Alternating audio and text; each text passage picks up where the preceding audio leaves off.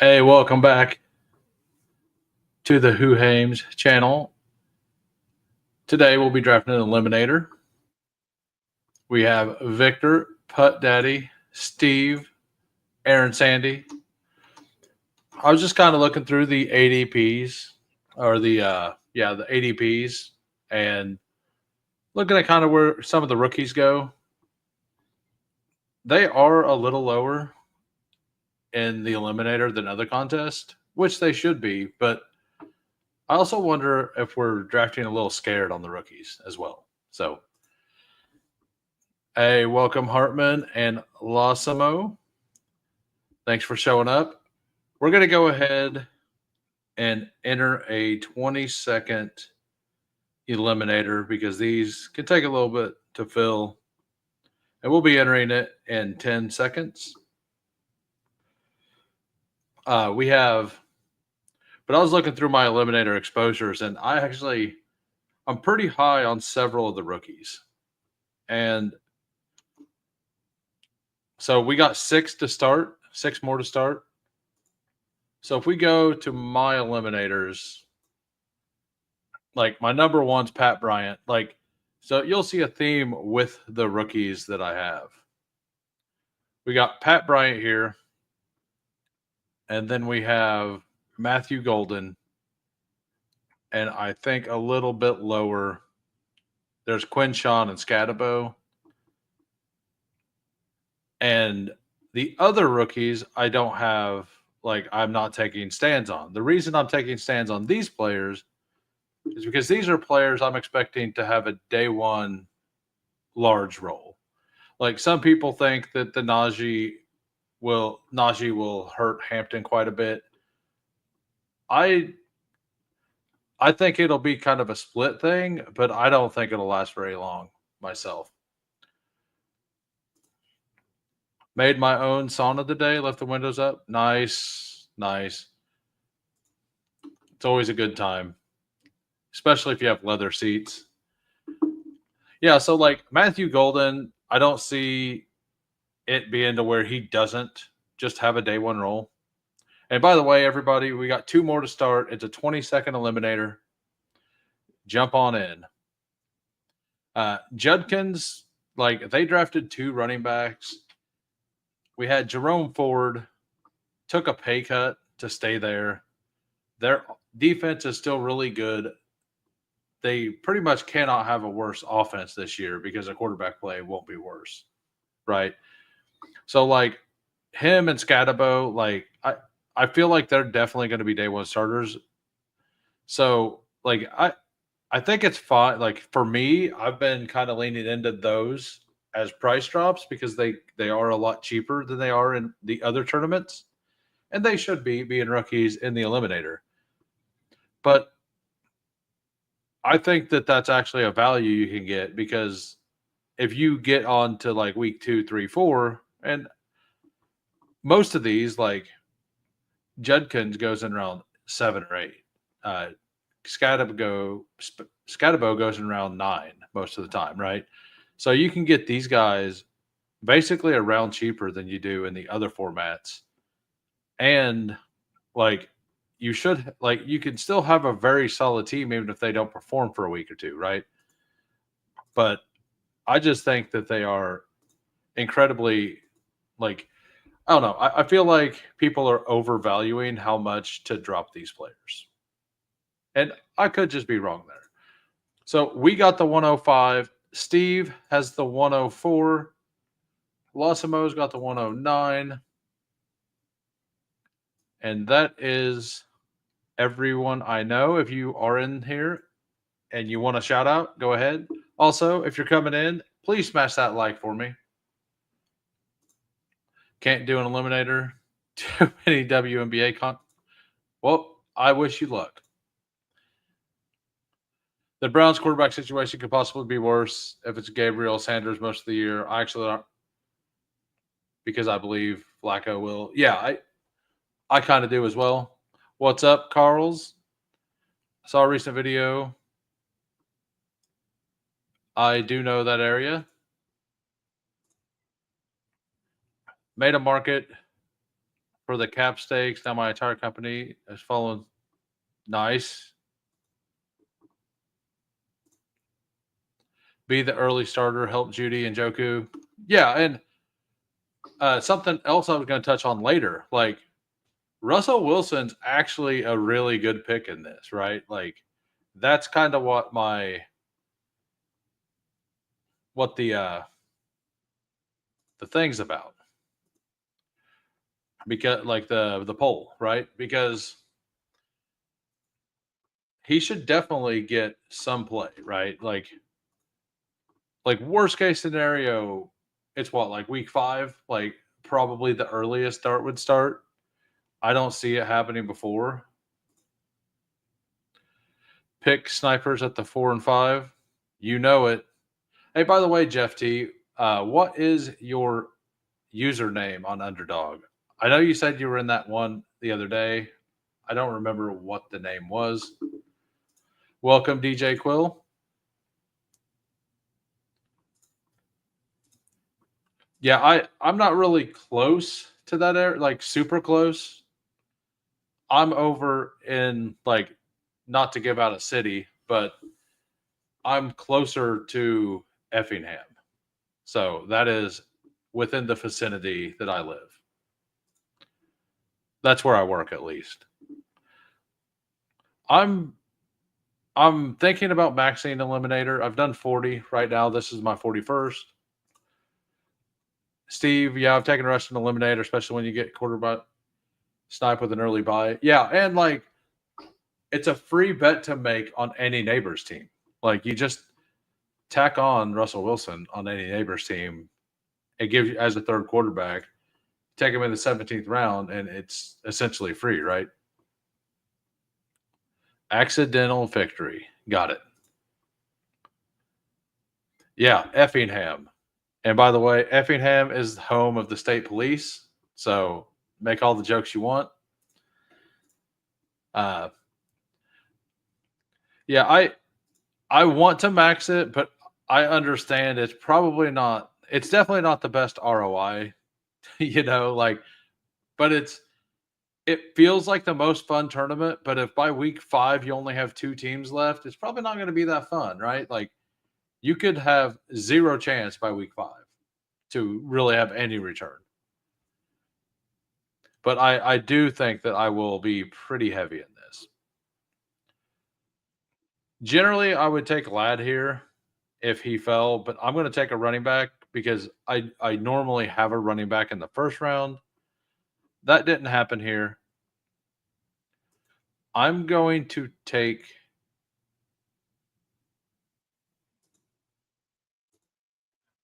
we'll go with Bucky. We will take Bucky. Underdog really got us with Eliminator. Worst. Yeah, absolutely. I do not. I never make it over there. I know people from there and all. Yeah, so we got Justin Jefferson, Bucky Irving, Steve got Gibbs, Jacobs. I like that. Like, so my rankings, or the way I'm drafting this at least, is Saquon 101. Like, yes, I do think Bijan will be RB1 this year, but so this is the beginning of the schedule. Philadelphia plays Dallas week 1, then KC, who will probably sell out to stop Barkley, but then the Rams, Tampa. Like, that's a really good first 4 games. So I kind of want to make sure, like, I like that as a beginning schedule for Saquon. And like, I know Dallas historically has not had a very good run defense, right? Yeah, I was hoping. So the reason, I'll go ahead and say it now. The reason I was debating between Josh Jacobs and Bucky on the last pick was because if Chase Brown was gone, I knew the pick I wanted to make was Breece Hall, and their bye weeks were the same. So the only reason I thought about Jacobs over Bucky was because I expected for Brees Hall to be the pick I wanted to make here. So luckily, only one running back went from here all the way through. So makes me feel good. Hey, we got let me I don't have a banner set up on this. Got it. Yeah, if you're just popping in, smash that like. We got a possible guest lined up for Thursday. Not going to announce it yet. They're still making sure that it's all right with them. Love the Superflex videos, by the way. I watched the one with you and Steve a couple times. Yeah, I think that video was very good, for sure. And that doesn't mean I'm going to draft with all of those principles every time. Like I done one earlier today where I got the 101, I took Lamar, and then I went H-and BTJ, but then I got Tua for the stack with H-and and Bryce Young. Like the room didn't take a ton of quarterbacks. So that team feels really good. Like teams like that, there are reasons to not take 3 in the first 3 rounds. But if more than one person does it, you get boxed out pretty easily. What's up, Big Draft Energy?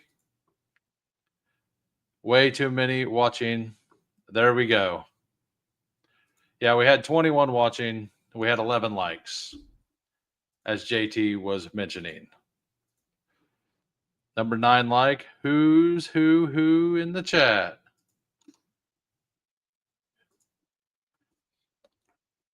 I need to move Devonta Smith down in this format on my ranks. But I think I'm fine with it. Like I have JJ here for consistency. Devonta Smith offers week winning upside. So like I was actually debating on Sutton over him. I just kind of threw these ranks together randomly. I'm in 75 Superflex slows at the moment, so I'm learning what to do in the middle rounds. There is a lot going on. And if I remember right, Joe Flacco was like pick 190 or something when it opened. And he's all the way up to like 120-ish now. That's one that I missed on that like I think I did fairly good with some of the early risers that I was going to look at. And this is perfect. Comes all the way back. I have a ton of Hampton already in this contest. We're going to go ahead and diversify that out a little bit. Go with Joe Mixon. I like Joe Mixon a lot. I am not worried about the situation there. Through 5, we have Bucky Irving, Chase Brown, Joe Mixon, wide receivers, Justin Jefferson, Devonta Smith, all different bye weeks at the different positions. So, very solid start. Not so much for this contest, but I am at like 11.5% on Worthy and 25% on Rice or something in standard contest. And it's actually a lot lower on Superflex. Flacco Sanders combo raises all. Like I actually like Dylan Gabriel Flacco combo myself. Yeah, I was on there Friday and Sunday, so I got to see the putt and it was about 4 deep in the back. Oh yeah, forgot that you went to that. I bet that was a good time. I noticed that Steve wasn't here, and I remembered, but I was also working those days, so I had family in, so I didn't get to stream that much over the weekend. I'm glad to be back though. I feel really good while I stream. Yesterday's stream went pretty well. Every Cleveland quarterback is an upgrade over Watson. Not only Watson, but Dorian Thompson Robinson was probably the worst quarterback to start in the last 5 years. I believe this, like, the stats like showed that, like, on how bad he actually was. So yeah, but for the also, like, I was on Best Ball Guys channel on Sunday night. We drafted a very good team. I felt really good about that team. So we're gonna go ahead and take Rome Odunze. I believe, like, he's the only receiver that's not getting hate at the Bears right now. So I'm gonna lock him up. I'm starting to take quite a bit of Rome. I think he's, like, him and Jerry Judy are undervalued pieces right now. So Travis Hunter falls to 63, and I kind of feel like Hunter's gonna start falling in Eliminator specifically quite a bit. I caught part of the stream after Who Hames. I did think that was a strong team. Yeah, I mean, we got 2 like 15 pick discounts, and both on players that you like. In Jacoby Myers, who ended up being a team stack, and we got Gino for the double with Brock Bowers, and we also got Rashad White. We were debating between Rashad White and Ray Davis, I think it was, and we ended up getting both like 15 picks later. So it feels awesome when stuff like that happens. I like Judy and Tillman at cost. Right. Yeah, that's the thing. Like, and this is probably it's comfortable for me to do it, but like, I'm more apt to take Jerry Judy when I take an elite quarterback because I feel I don't have to stack them, right? As much. So, like, right here, Judkins, to me, I have him ranked 68th. This is way past that, but I have solid running backs. I'm going to go ahead and take a shot on Godwin. If he's still hurt at the beginning of the season, we have some things. I think he's going to be able to play early. We will see. Thank you, Bayou Bengal. I keep feeling more confident that Rome will be wide receiver 1. Yeah, that's kind of where I'm at with it. That's because he will, Hartman. Yeah, I was big, like very big on DJ Moore in pre-draft. And like, I was pulling DJ Moore was the one I was pulling up to the 2-3 turn to get unique. Like, it was him, Mike Evans, and Worthy were the 3 I was doing. Like, not necessarily Worthy. I did Worthy once before his incident, and then he fell a couple times back to the 4-5 turn, and so I pretty much didn't take him a whole lot after that. I've already dropped 1K on season long props. I'm diving in deep. Yeah, Bayou put out a season long prop thing for the drafters community. It was a good watch. I'm not sure. Like, I know I couldn't do the futures on Underdog in Illinois. I'm assuming that the futures were also blacked out for me on drafters, but I have not checked. We got, let's see what Losamos is doing. He's got Puka, AJ Brown, Kyron, JSN, Calvin Ridley, Travion Henderson, Jaden Reed. Very solid team.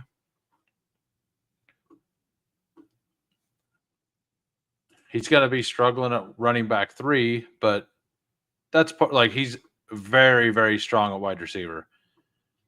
And then Steve, Gibbs, Jacobs, T. Higgins at 28 is an absolute steal, I think.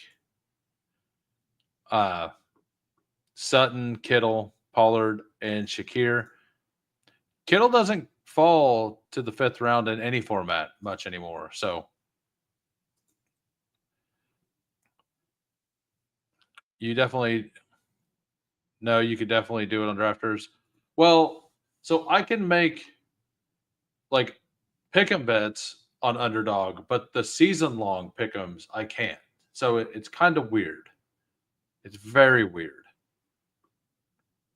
I'm assuming that Baker's going to go naked here, or one of the or does he have Mike Evans? No, no, just Josh Allen, Baker Mayfield here. Which stacking's not as important in this format, so that's fine.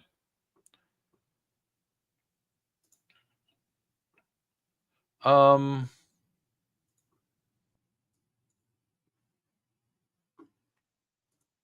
I'm just gonna pull up Justin Fields. I really like Justin Fields in this tournament. Justin Fields has a revenge game versus the Steelers in the double revenge game. Aaron Rodgers against his former team and Justin Fields versus his former team in week 1. I just happened to notice that the other day. I think that's kind of hilarious. I feel like Fields has a reason to be upset with the Steelers, though. So I kind of like that matchup. I'm the same as you, but I'm good with just season long for drafters and weekly with underdog. Yeah, I enjoy both for sure. I like that team. As Steve Shoup, would have been nice to get Burrow. Absolutely. Was that the pick before him? Yeah, I mean, I wasn't going to take Burrow, so he would have got him. We got Bo Nix over here. I mean, Bo Nix at least runs some, so naked Bo Nix is fine. And I will take him. Yeah, I'll just take Caleb Williams as well. So we got a little stack here. Right now, it's a 2-3-4. We got Justin Fields, Caleb Williams, Bucky Irving, Chase Brown, Joe Mixon, Justin Jefferson, Devonta Smith, Roma Dunze, Chris Godwin. Just going to stack a couple probably 3 late tight ends on this. I will run with just two quarterbacks on this one. I'm going to look up my chart real quick. The Jets week 5 played Dallas, so I feel pretty good about that. Justin Fields gets Dallas the week that Caleb Williams is on bye. Rodgers has a reason to be upset with the Jets too. Yeah, no, he does. But like Rodgers didn't get benched for somebody who wasn't good, right? Like there Fields has a very good reason to be upset. Like he literally just told the Steelers, I'm not coming back, right? So yeah. Yeah, Purdy's awesome. Yeah, and I do prefer 3 quarterback in this, but I treat Fields as kind of an elite when I do draft him, and getting the second stack or getting an actual stack of Caleb Williams and betting on that Bears offense like feels reasonably good. Like I don't like for Eliminator specific, like especially I don't like Colston Loveland or Luther Burden at all, like at all. Fields may come out and light up just so the Steelers what they missed out. Exactly. That's kind of where I'm at. Like I think that and revenge game stuff is normally overblown a lot, but man, it does hit hard a lot. I'm sure you'll probably try to make one of those late tight ends, Mason Taylor, but in a 2-person league, stacking, yeah, right. I mean, I just like Mason Taylor. And this right here is why I have 20%. Like, this isn't right, but I had like 17% Scatabo in this tournament. Like, get him at 116. Like, sorry, Steve. But like that right there is why I have so much. People understand that rookies do come on later and they're worse picks in this, but I believe that people are undervaluing it like massively. So that was a 10 pick discount or a 9 pick discount on ADP to a player that I liked before ADP. I don't think Fields was the everyday starter for the Steelers. Yeah, it just kind of felt like the way that it played out, and this is just from the outside looking in. To me, it looked like they didn't let Fields know what the deal was, that it was going to be Russ no matter what, and let him believe he had an actual chance to be the starter. And that's something that can absolutely, like, I would be upset if it happened to me, right?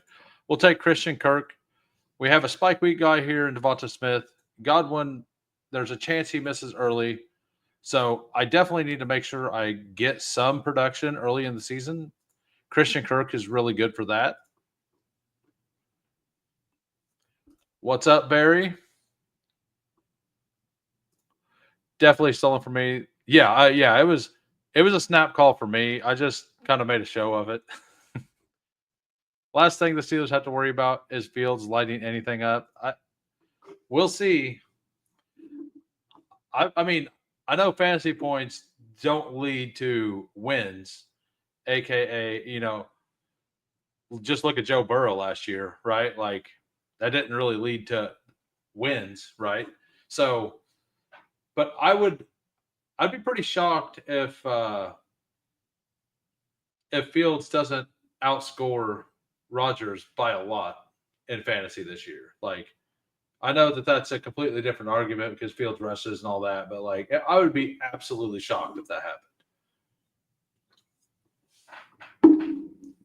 And I honestly think that the Jets have a better supporting cast overall than the Steelers as well. Fields seemed pretty excited to leave. He definitely did. Hey, what's up?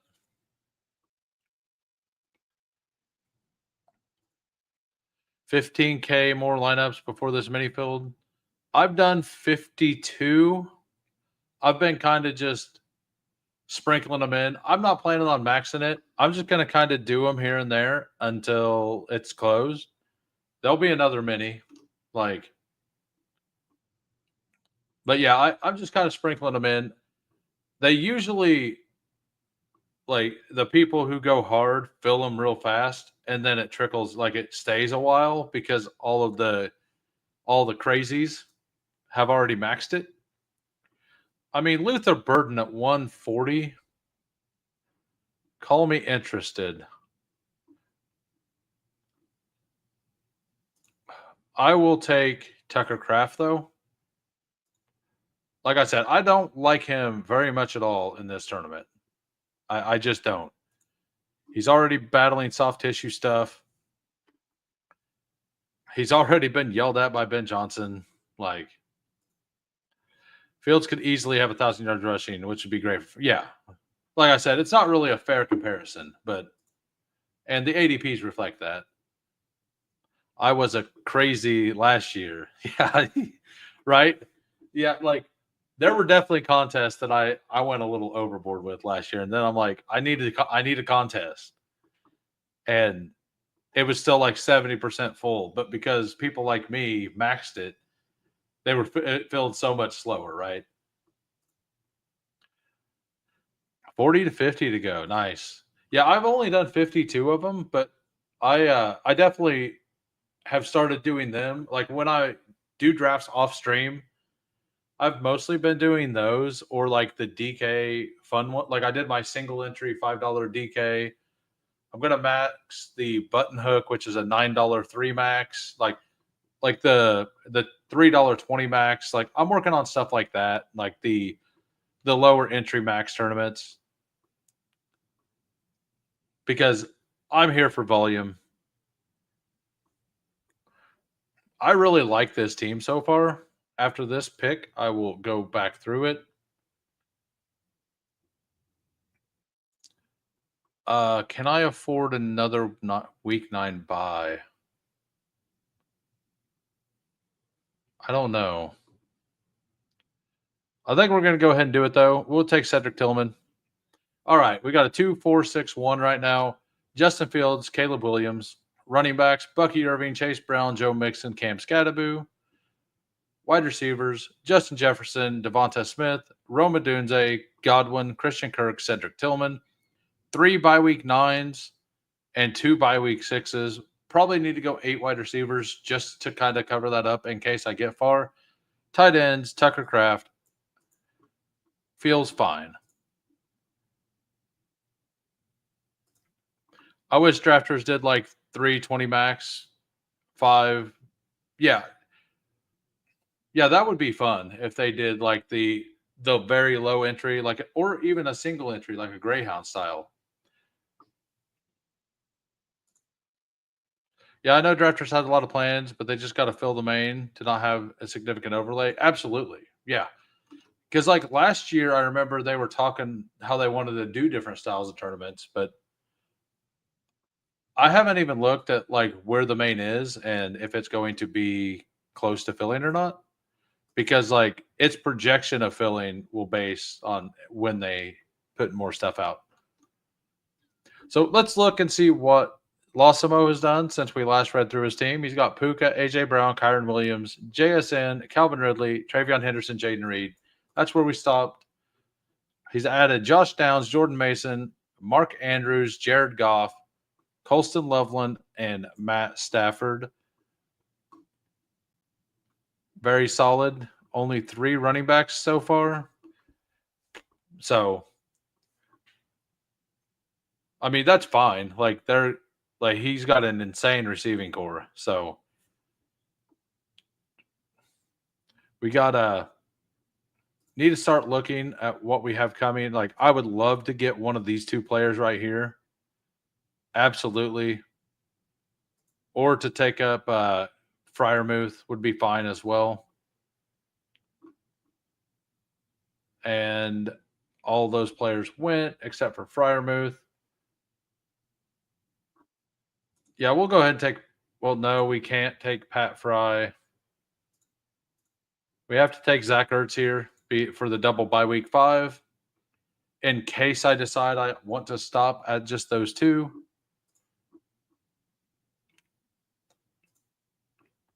Yeah, I just wonder if they did it like DK, who always has overlayer in their main, but pump out the smaller tournaments to help cover. If it'd be, yeah. So you scale down for drafters, but I think they would fill. Yeah, all those smaller ones would probably fill. And it would absolutely help them with the overlay for the main. I mean, the main is what 20,000 less than it was last year. I think last year was 180 some thousand. This year it's like 160. If Deontay Johnson can keep his head on straight, he's probably a good value. Reports he's locked into the slot role. The reports I've heard is that he's definitely the wide receiver 3, and that Tillman is definitely the wide receiver 2. But that means I'm still in. Like I took like 4% Deontay Johnson in pre-draft best ball because it just made sense that he would sign somewhere. What's everybody's take on Elijah Moore? Like all kinds of people are starting to talk him up. I can't buy it. Deontay is about to be locked to being cut. Nah, no, he's not. I disagree with that. Oh, look at what we got. Crazy how this happened again. 37% wasn't enough. We'll take Pat Bryant again. I think Pat Bryant's going to have a role week 1. But like that's wide receiver 7. I basically just need him to be willing, like a contributor by week 6, right? Like based on how this team is set up. And these late rookies, I don't think should be falling that much at all. Because the late rookies, like you should have your starters already, and what you're doing is you're shooting for league winning upside down the stretch. Decent floor, but no upside. Yeah, and I will say that I like Deontay Johnson a ton more in full PPR, right? Yeah, and I've taken him once or twice in like time box tournaments. Like I took him once in each of the time box tournaments, the puppy and the I think it was the original Schnauzer. So, but that's just to like for the low owned odds and stuff, right? Just took Elijah Moore in the 18th double stack with Allen, but other than that, won't be taking much. Yeah, I'm deciding what is better to get in the June promo or wait. Well, last year, waiting until the end was the absolute way to go, for sure. So, like last year, they offered, I think it was like the last 2 weekends in a row is like do 5, get 1 free, do 10, get something. Like you could look it up, but they had like pretty good promos like the last 2 weekends in a row. The last time Elijah Moore had a key role and a quarterback that could actually get the football to him, he was good. I agree.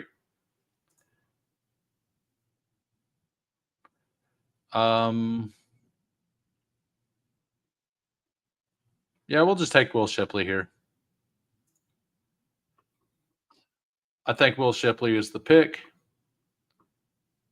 Doesn't really offer anything except for contention and upside, but we have Bucky Irving, Chase Brown, Joe Mixon, and Scadaboo. So a contingent guy is perfectly fine. Probably need to add another tight end. That will probably be my next pick. And then maybe an 8th receiver at the end. 18th round, wide receiver. I'm looking for the next Puka, not Elijah Moore. That's kind of where I'm at with it.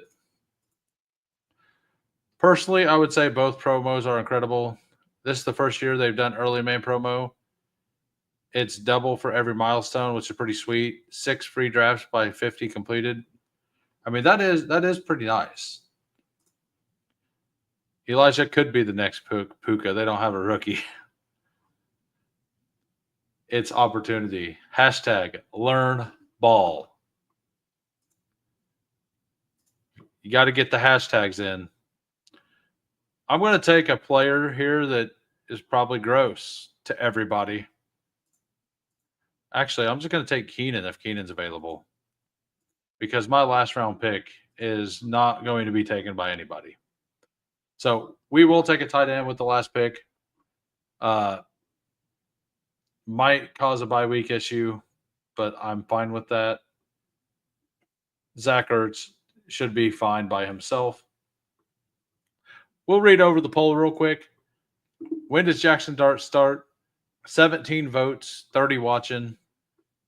We have before week 7, only 1 vote, it looks like.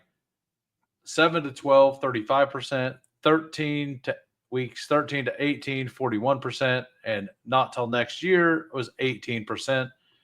Winner being 13 to 18. That is where my vote would go. So we will put up another poll. This poll will be for next draft. It will be an Elim, a Superflex, a $2 mini on drafters, and yeah, we'll throw weekly winners in there. I haven't done a weekly winners for a while, so we'll throw that in as well. Choose your own adventure class. We'll make this last pick. We will go over my team, Steve's team, and Losimo's team. Then we'll look out. No, whenever I say gross,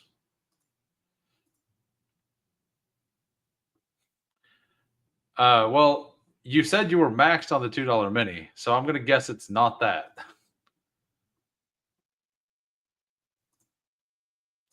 We got that's 2 people guessing Arondé Gadsden. I haven't taken Gadsden once, so it would be a gross click for me. We got no, this is the Eliminator. So we're looking for production early in the season, right? We'll take Cole Kmet. Nope. It was not somebody anybody was going to guess. This would be the player. It's a little stacked with Caleb. It does, yeah. And for this tournament, I love Komet and I love Higby. As I was saying before, I'm not huge on uh, Loveland at all for this tournament.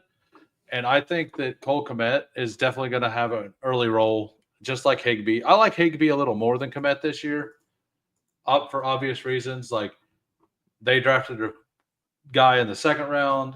Loveland was drafted 10th overall. So, like, there's reasons. And, yeah, I think both offenses are going to be pretty much equal.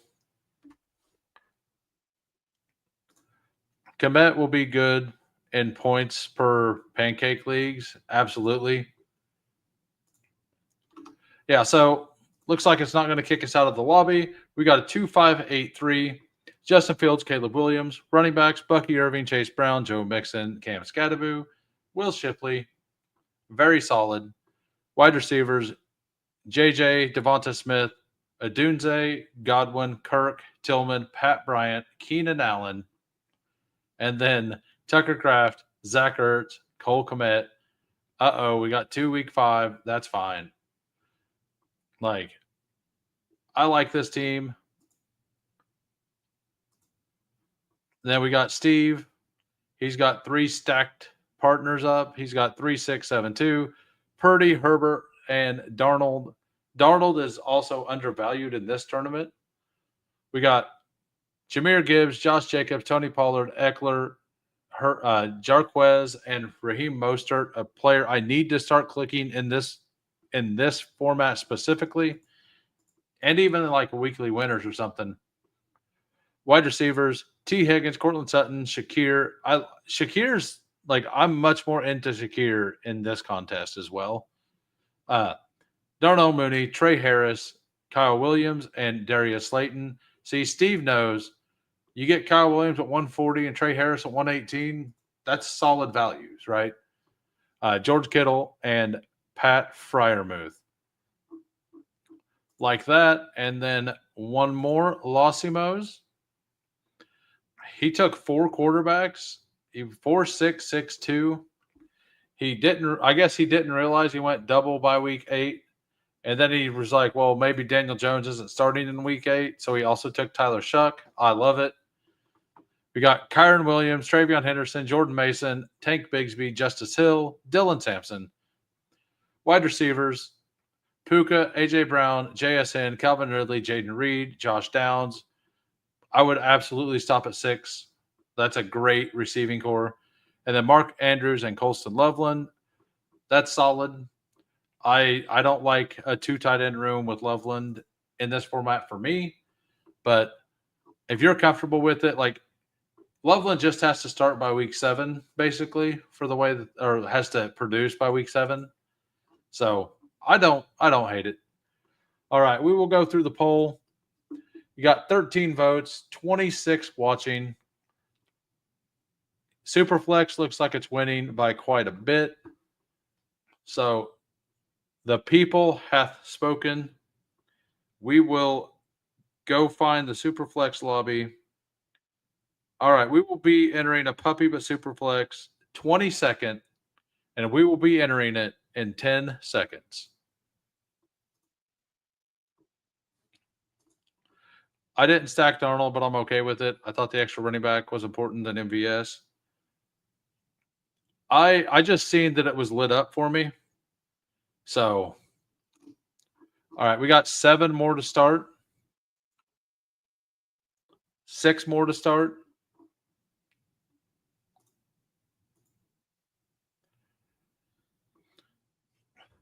We got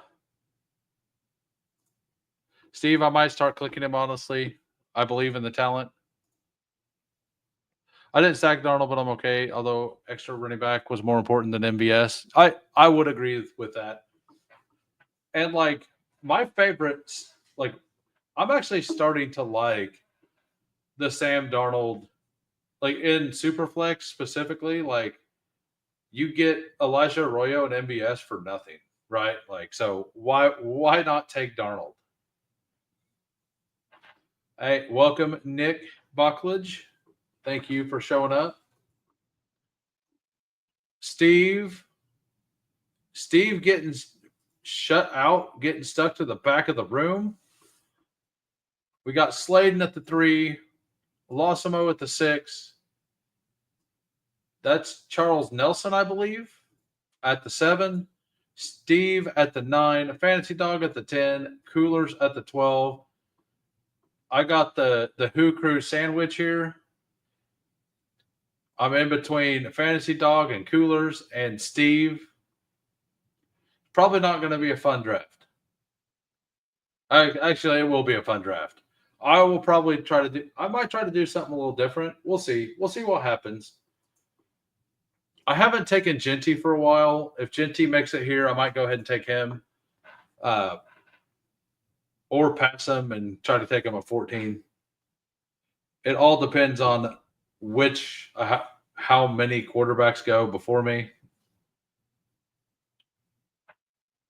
Because, I mean, I might just go double running back or elite running back and elite receiver.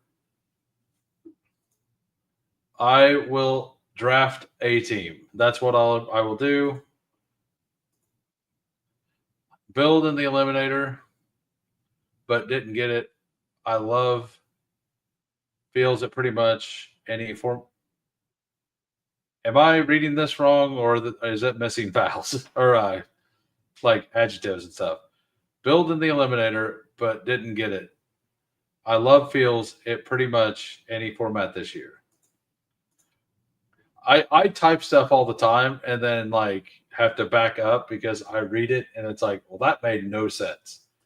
Fantasy Dog's over here doing. He's the evil villain for the episode. He's got himself a plan. He's going to execute it. He's going to execute it, or he's going to execute us. So please let him accomplish his plan. First 4 or 5 go exactly as they should.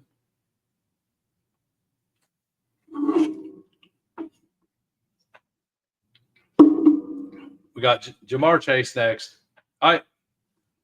Jamar Chase is another player. I don't know if I've taken Chase a single time in this format. But I've also been kind of blessed with a bunch of early picks on all the sites this year. So that means Jamar Chase is going to be an absolute flop because I've taken him with the 101 a bunch. I was blessed with a decent amount of number ones last year, and I took CMC with most of them, and we all know how that turned out.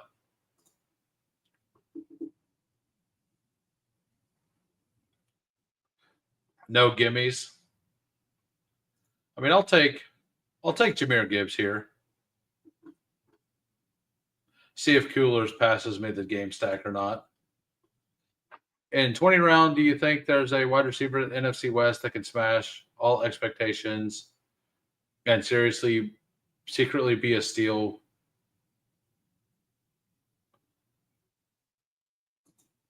I mean, I think whatever Niners player is we'll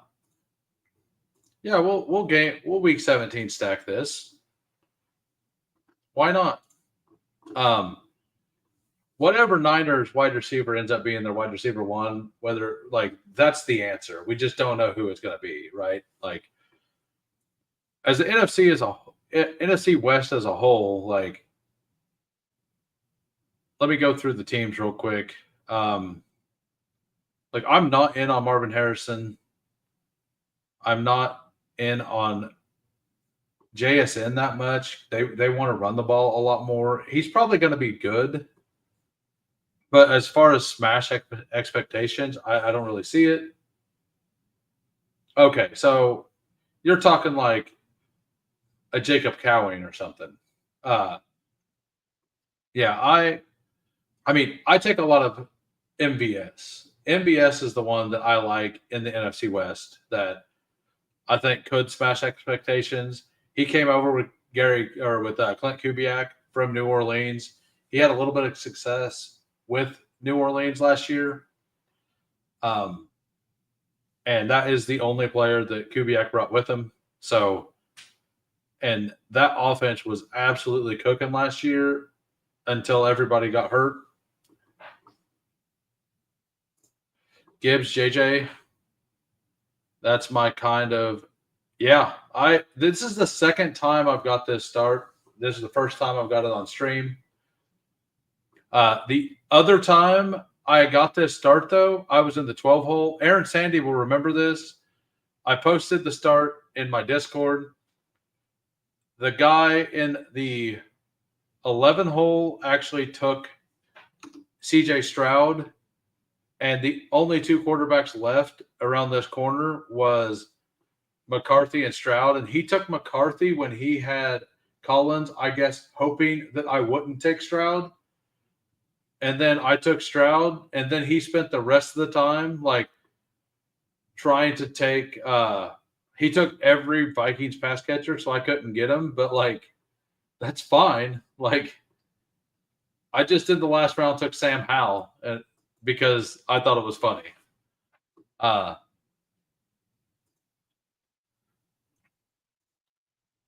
mean, I would love to get this guy.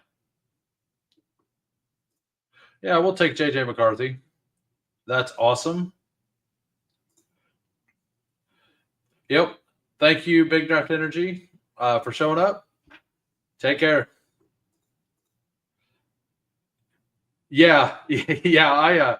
It's in the log in the Superflex section in my Discord. It absolutely happened.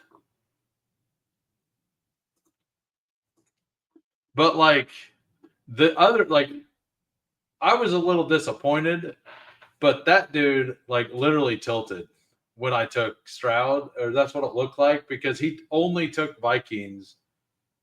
And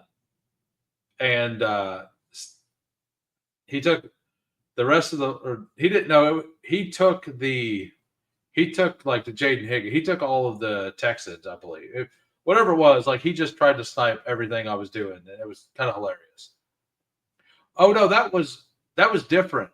I'm wrong. Sorry. I pulled Nico Collins to the 12, and at the 13, I took Justin Herbert to try to get. He had Justin Jefferson, and he took Stroud over JJ. And then he tried to pass Nico, or he tried to pass JJ through. So I took JJ, and he continued to take Vikings. But I ended up with a rare for this format. Herbert, Ladd, and Nico team. So, like, it's still fine. I'm not going to try that very often, but I was in the mood to try something fun, and it got blown up. That's why I don't try things that are fun too often. Just whip me up some burgers for supper. I'm thinking I'm going to go buy some stuff and grill out tonight myself. So I look forward to grilling out every time I do it. It's a lot of fun. Let's look and see what the people in the chat are doing. Sladen hasn't talked yet, but I'm sure he's just out there listening. Jaden Daniels, Caleb Williams, Brock Bowers, Brees Hall. Then Losimo, Chase, Genty, Drake May, Jacobs. He's going to get a quarterback here. Steve's got 3 quarterbacks. No-go. I cannot pronounce that. No-go. Shekwinski, I guess. But yeah, this is a fun start. Jahmyr Gibbs, Justin Jefferson, J.J. McCarthy, Jordan Love. Landed the Week 17 stack. I will probably add Malik Willis on to the end of this for fun. I make sure there's lots of flames around my grill at all times. I only will ever use charcoal. I will never use gas. Like if for a smoker, I'll use gas, because It's just smoking the like. That's fine, but like for to actually grill, I definitely want. All right, we will take the last quarterback available in Sam Darnold, and then we will take him if he's available, I guess. And if not, we will just take Chuba.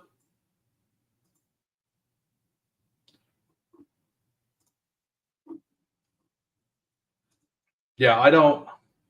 I definitely. I've definitely had a time or two that the fire came absolutely towards me,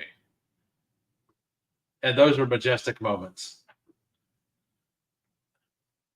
Do you fill up the grill and eat leftovers? Yeah, I do. I basically grill twice a week, uh, sometimes 3 times a week. Like tonight, I'll probably just grill just a little bit and eat the next day or two, and then Thursday night, the last day before I go into work, I grill up enough to eat for the whole weekend. Uh, and that's pretty much all I eat is stuff I've grilled. So don't really do breakfast anymore. And I mean, I cook bacon and eggs daily while I'm off work, but if I'm at work, I just don't eat breakfast. We got so we got three quarterbacks already. We have an elite running back. We have two very good receivers stacked with their quarterbacks. This might be a five. This will probably be a 6 wide receiver team at most. Might be able to stop at 5 depending on what comes back. Like this is going to be a very ugly running back room compared to what I usually do in Superflex. But I'm fine. I'm fine with doing different things here and there. We got I didn't make it to Fantasy Dogs team. He's got Baker Mayfield, Kyler Murray, Bucky Irving,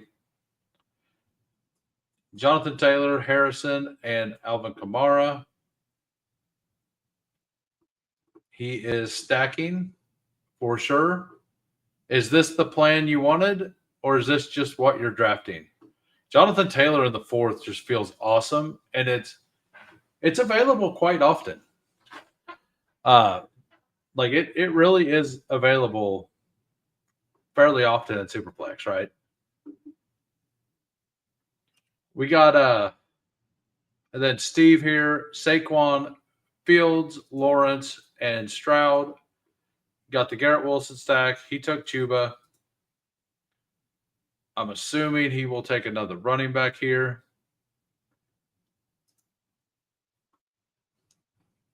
He did not. He took Travis. Oh, Travis Hunter was available. Check and make sure nothing's there I really want.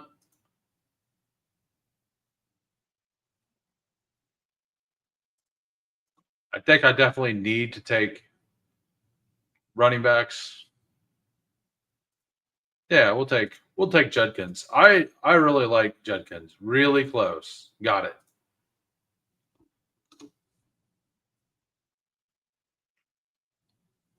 I don't see a path that Judkins like I know Steve will disagree here, but I'm absolutely Judkins over Caleb Johnson. I don't think it's really that close. But I also didn't really like Caleb Johnson as a prospect that much. He did get the perfect fit for him. And I have a very hard time taking him over Tony Pollard or DeAndre Swift. And I don't take very much Aaron Jones, but Aaron Jones does do a lot of receiving. So since I have McCarthy, we'll go ahead and take Aaron Jones with this team. Since we're building out this game stack, like it feels pretty good to have this game stack though. Caleb can only split his backfield 2 ways. That's the advantage. Yeah. If Hunter wasn't there, he's going running back. Yeah, and I didn't really look to see what wide receivers were there. Who cares about Caleb Johnson? Team Judkins. Yeah, let's close out this poll and let's start that poll.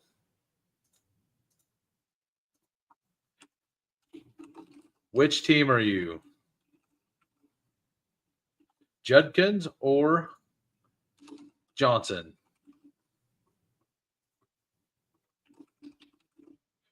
All right, poll is up.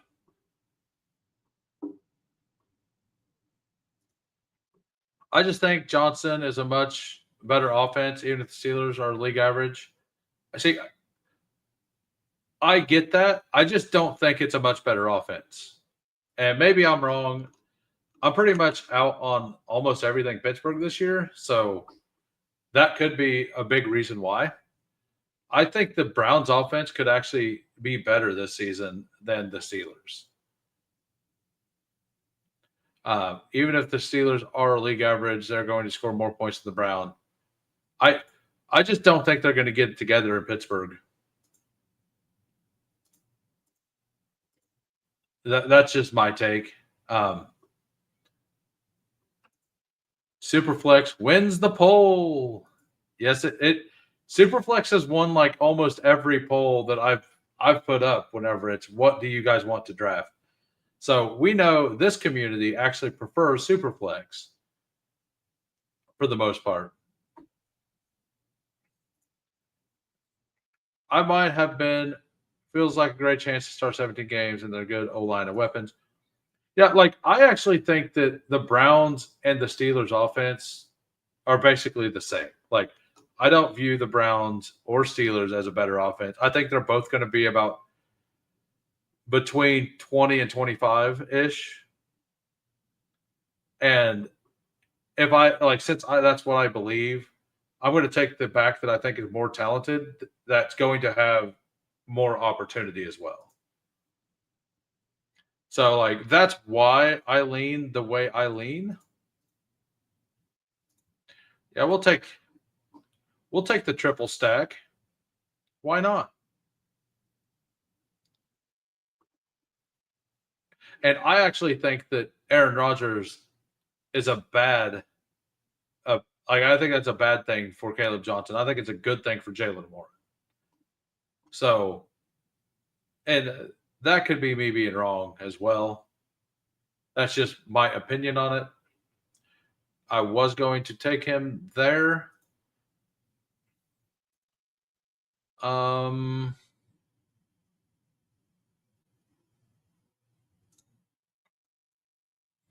We're going to pull up Matthew Golden here.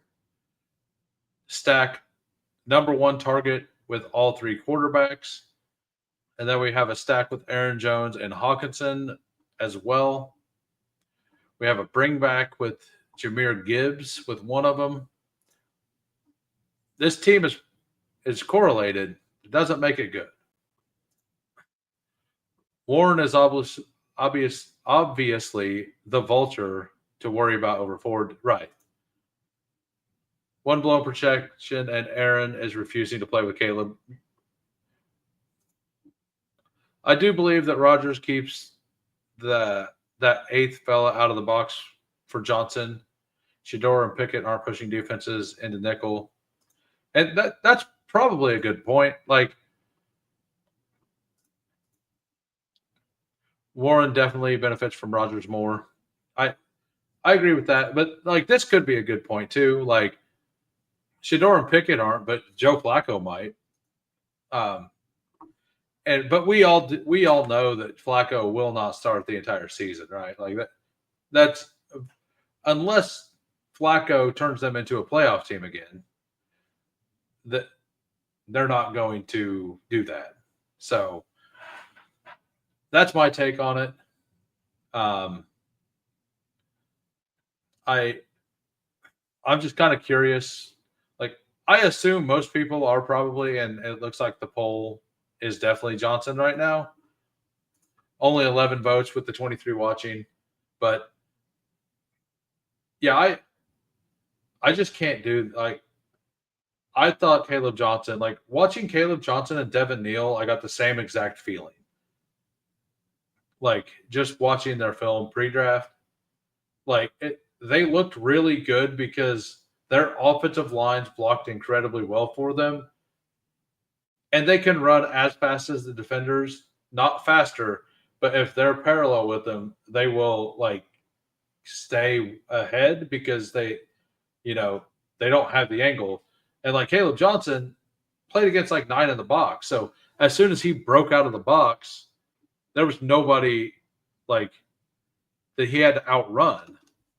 And I think it just made him look faster than he actually is. We will absolutely smash Tajay Spears here. And I think Devin Neal had a little bit of that in what I watched as well. But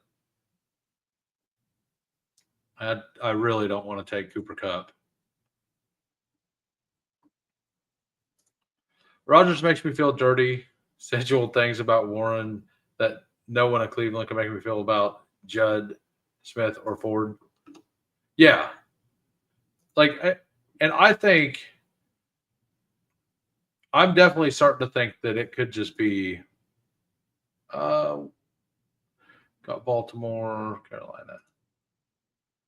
I take a lot of Ray Davis. We'll flip it this time. I do for sure prefer Ray Davis, but we'll take a share of Trey Benson there. And like I don't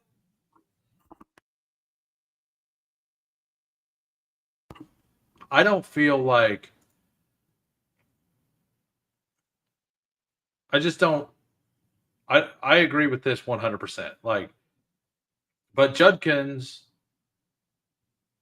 like he doesn't have a Jalen Warren there, right? So like that's why I lean Judkins well above Caleb Johnson. There's also even money that Tomlin has shipped Roger to the airport by week 5. I don't think that I haven't actually looked to see what that contract was, like how much he got paid, like and all of that. Like I'm assuming it's just a 1-year deal, like to where if they just cut him, there's no cap hit next year and all that, with an option for the team for the second year or something. I have no idea what this what it was. Let me see if I can find it real quick.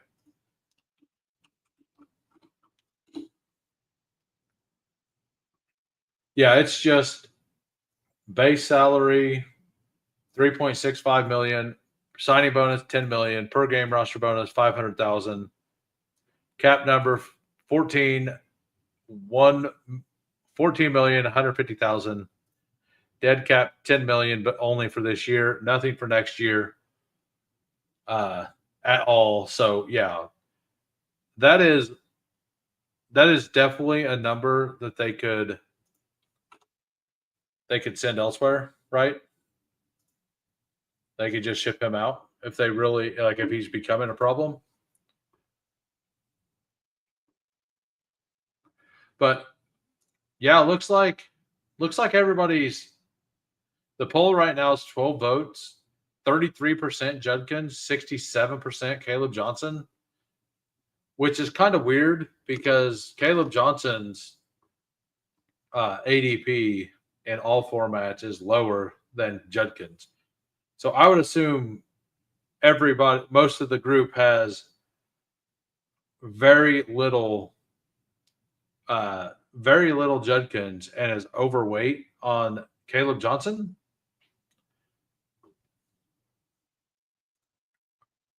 Not in Pittsburgh it isn't. Yeah, I mean it's basically backup money.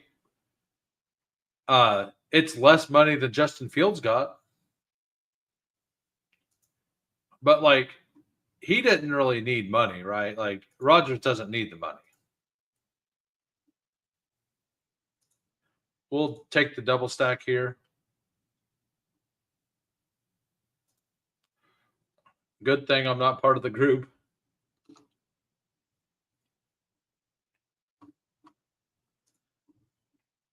Yeah, and like Judkins was absolutely the better prospect, and that is pretty undeniable. I think in everybody's mind.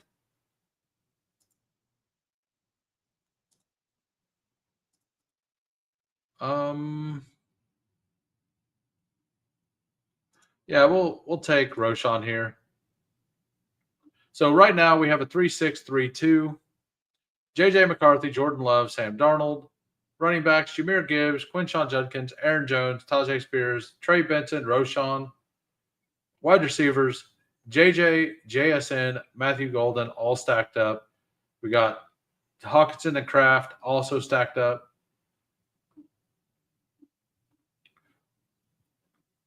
Hey, thank you, Candyman. I appreciate that. That's the first message I've got from X. Also, if you're on X, come on over to the YouTube side, smash the like for me, and give me a sub. It'd help out a lot. We got 24 likes right now. We have 6 more rounds to go. I kind of feel like getting out of here. If we can get to 30 likes, I'll do a third draft. So I don't get a ton of likes. I usually get about 30 episodes. So if we can get back up there, I will do a third draft for everybody. And we will probably we'll just let people in the chat decide what we do. So, like, let me bring up some Pro Football Focus stuff. Like, no, like, and I could just be wrong on Caleb Johnson. I do click him here and there. But usually when it's after ADP, so like in one of my I think it was my Golden, and my Golden team is awesome. Like, but I got Caleb, and it has Caleb Johnson on it, but I got Caleb Johnson at 84. Like that's kind of where I think he should go. Yeah, I get it if you are. I get it if you are in your camp and think Steelers will implode, but they don't. They are likely to be in contention, meaning Johnson could be in neutral positive game scripts. Yeah, okay. Yeah, and that's kind of why I'm kind of out on him. I don't think that – I think the Steel – like, as soon as Rodgers signed, like, I was at work, right, and I seen it on X, and it was at my lunch hour, and I just looked over to my buddy at work, and I'm like, I've never seen a team try this hard to get 7 wins, because I just don't think they're going to be good. I don't think they're going to be good at all. I do think that team has a chance to implode, as you're saying. I've never really loved DK Metcalf as a player. He runs 2 routes. He's a glorified go ball guy. So like everything about the whole situation, like I hate. So it's going to be hard for me to get in on it whenever I don't like the other pieces around it. I do love Pat Freiermuth, though. I'll take a gigantic discount on Leggett as a bring back. I took Quentin Johnston there. Like, I don't mind this as a wide receiver room. I kind of like this team. Not super strong at quarterback, but I think this team can play. Please subscribe to who? No, subscribe to who Hames. Yeah, Barry knows what's up. Look at him. I think Rodgers could get Tomlin fired. This year, Tomlin doesn't even go over 500. It could. That's kind of what I think is going to happen. But Tomlin continually proves this wrong. Like, I thought that the Steelers would be like a 8 or 9 win team last year. I think they're going to be a lot worse this year, though. I also think that, like, I could see the Browns winning more games than the Steelers. Like, that's kind of where I'm at. like, especially if Joe Flacco gets if Joe Flacco starts, I think they're gonna for most of the season. I think they win 8 games. I don't think that their team is going to be that bad. They only had holes at 2 positions. I kind of said this yesterday, but they only had holes at 2 positions last year. One of those being the absolute most important position in football, and the other being a position they also took 2 draft picks at. Are they better at quarterback? Maybe. I believe that it's going to be hard for them to be worse, but their running game should be better as well. They are projected for by far the most the fewest points in the league. If you told me that Flacco would start the whole year, then I'd get more excited for all the Browns, including Judkins. Got it. Yeah, and the Browns have a week 11 bye, or is it week 9? They're week. So Browns they're week 9. Got it.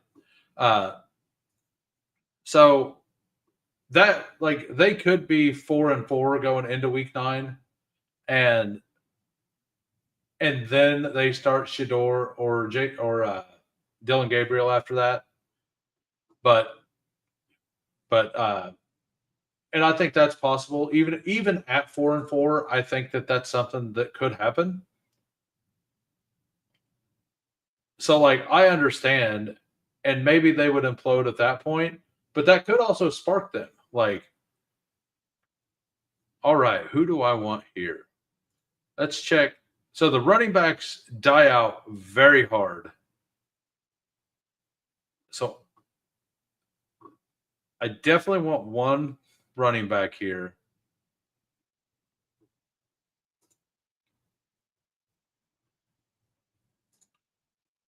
Do I want Burchard? Do I want Taj Brooks? Do I want Mostert? I think I want the upside play. I need an absolute ceiling, possibly. I don't know. I feel pretty good about this group. Wide receivers. I do need another receiver. The Kirk. Yeah, we're not going to do that. We're going to go here. And I will take one of these guys. I have one by week 8, one by week 5.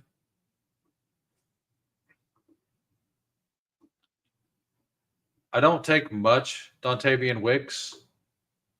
I honestly prefer Savion Williams to Wicks, but on this team, we'll go ahead and take Dontavian Wicks here. We got a little different earlier by doing Trey Benson. Most of these other picks are picks I make fairly often. Aaron Jones is a little unique, but that's a stack. This is also a stack, but I usually will take Savion. I'll flip that, and then I flip the Trey Benson with Ray Davis as well. So I got a lot of and then I took Leggett, who I absolutely prefer Adam Thielen, who Steve didn't take. He took Jack Besh over Adam Thielen. Team stack with Jacoby. Got it.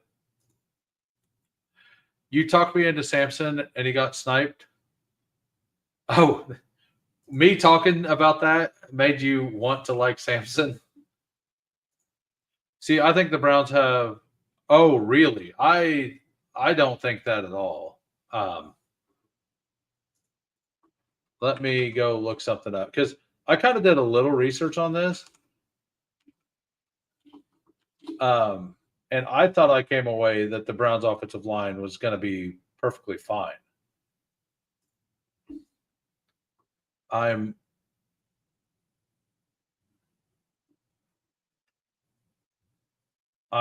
found it. So, and this is just ratings based on PFF. And I get that may not be completely accurate either. But they have the guards are ranked 13 and 43rd of 77 and 40th. So two of those will start. So somebody in the early 40s and the 13th, like that's fine, not great. Tackles, their center is not good, not great. Like their center's bottom half of the league, like 24th, and then their tackles, somebody around 30th and somebody around 45th. Like that's like league average ish. If you add up all those numbers, they don't have anybody who like is a stud at all, but it looks like it could be better. But how much better will their offensive line be when they have a better quarterback to protect, somebody getting them into the right calls, have a better running back to hammer down, like all that stuff will affect the play calling, which will also affect the offensive line. So like it's, in my opinion,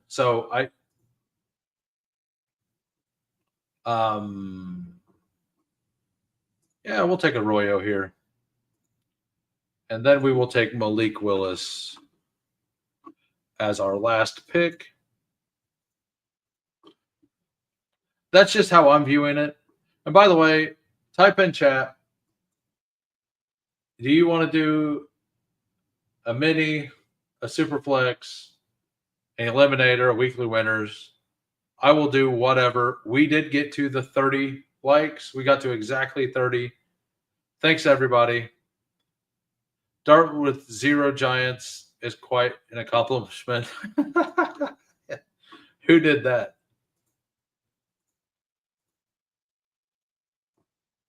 I'm going to guess everybody's going to vote Superflex.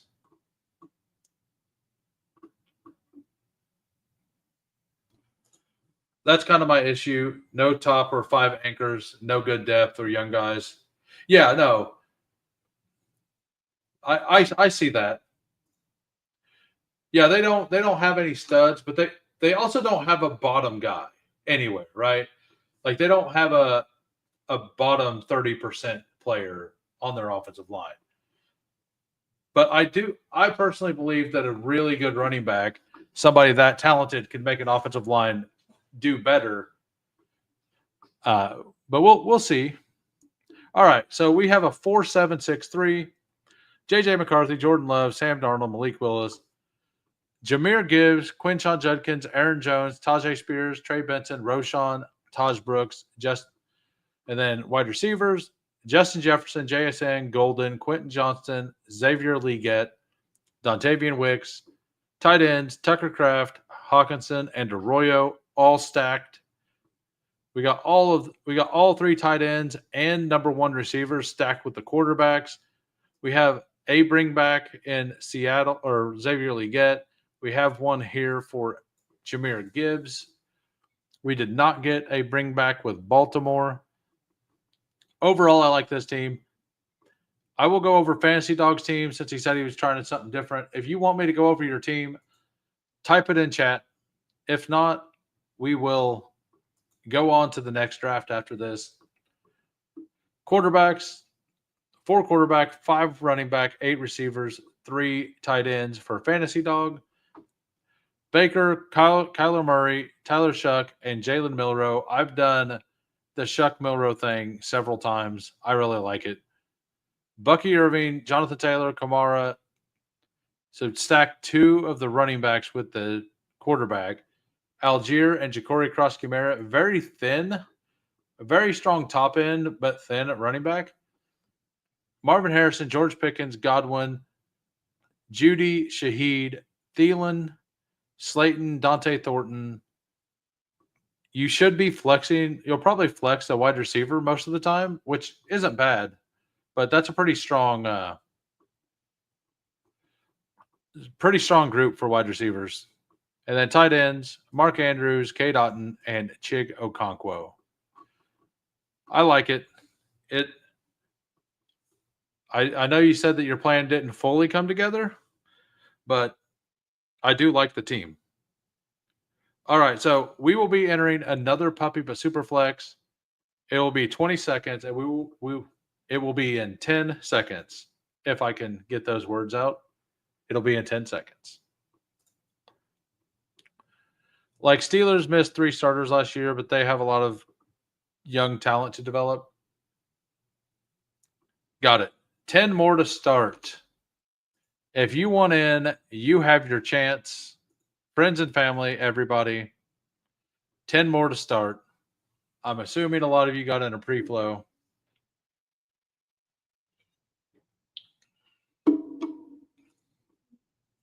Nice.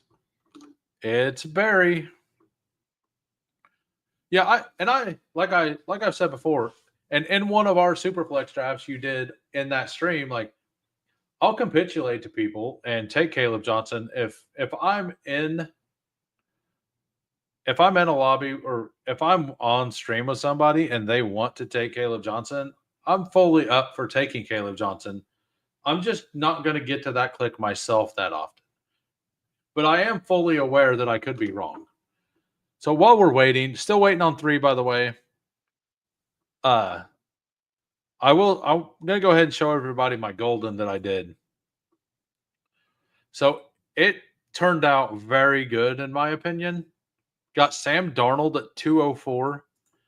We got Bo Nix 10 picks past, Trevor Lawrence at ADP, Sam Darnold 204.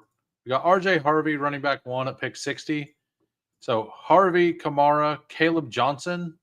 So rookies, but all a little later. Tajay Spears, Jarquez Hunter, Will Shipley. But then the wide receiver core, Brian Thomas, Nico, Xavier Worthy, Tet McMillan, Josh Downs, Thielen, and MVS. That may have needed to be a running back, but I think it's fine. It's a stack with it's the only stack I got.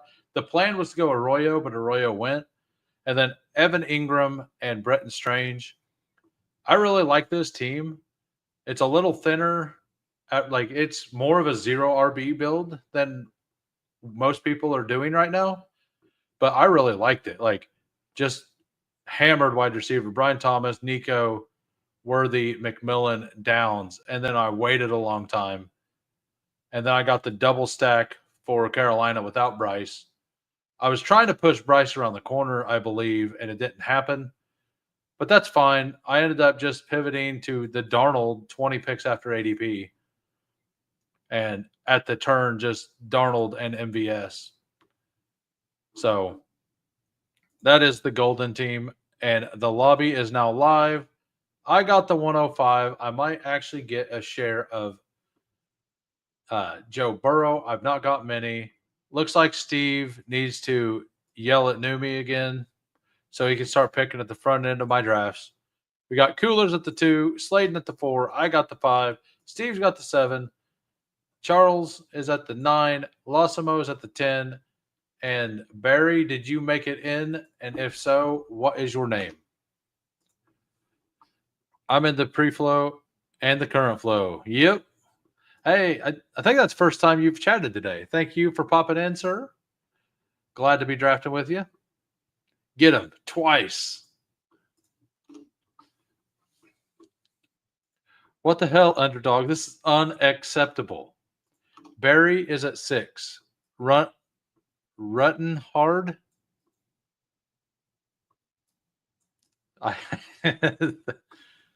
It's a pretty fantastic name, sir. We will take Joe Burrow. I was complaining yesterday about not being able to, like, every time I pick at 6 or at 5, Jamar Chase goes up here before Jalen Hurts. And I just take Jalen Hurts. And every time I'm at 6, the top 5 is this. So I had 0 shares of Joe Burrow.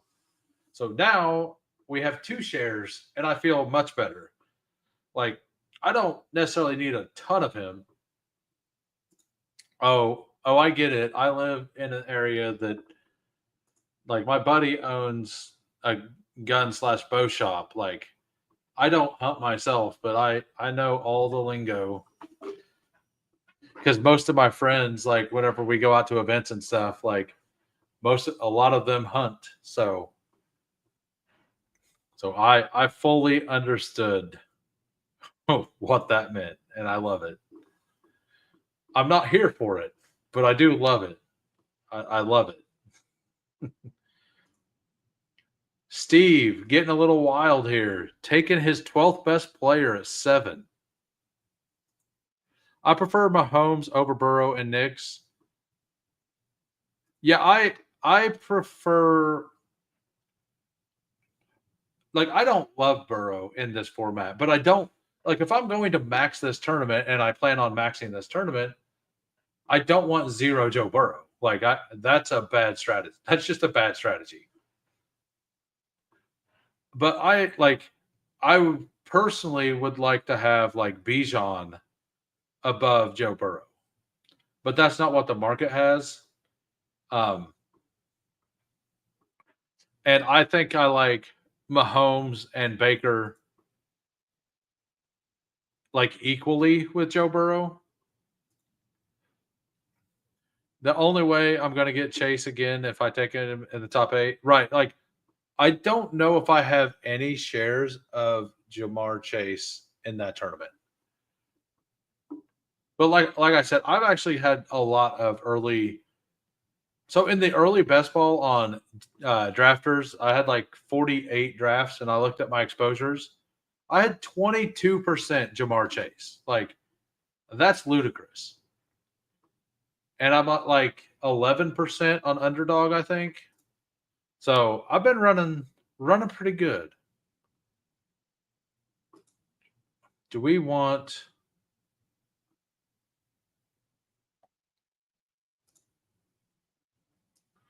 I think I'm just going to go Puka here. Yeah.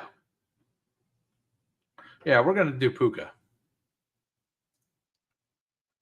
I don't even see the point of Burrow if someone else has Chase. I just feel like I drafted the wrong player. Yeah, like, so last year in Superflex, you could get Chase Burrow 50% of the time at the 11 or 12 spot, if I remember right. Like, but Chase wasn't the 101 that year. Chase was like the 104, right? And the 104 this year, Jeff, like at wide receiver, is CD Lamb. He goes over here. So, like, you could pretty much get it pretty often. This year, I do agree that it doesn't feel great because it basically forces you to stack Burrow with Higgins. And Higgins is a strong enough click that people just like doing it without Burrow. Chase was a second round most drafts super. Yeah, exactly. So like Burrow, I agree. Burrow, like, you have to relegate yourself to taking like Mike Gesicki, like, as the stacking partner, unless you're going to pull T Higgins up. I would have loved for Caleb Williams to fall back there. I mean, yeah, we'll just do this. We'll take Drake May. It looks like that's what the ADP has now, just those two together with Puka. Not exactly what I want to be doing, but there's something paradoxical the way drafters only want Burrow with Chad or Higgins. Yet any other quarterback, people will backstack with trash like they don't like. Well, so there's a reason, and that's because of the volume flow of the offense. Like, let me bring it up on Player Profiler. I believe they have target share stuff here. But like, I believe Jamar Chase was 6 or 30% target share last year.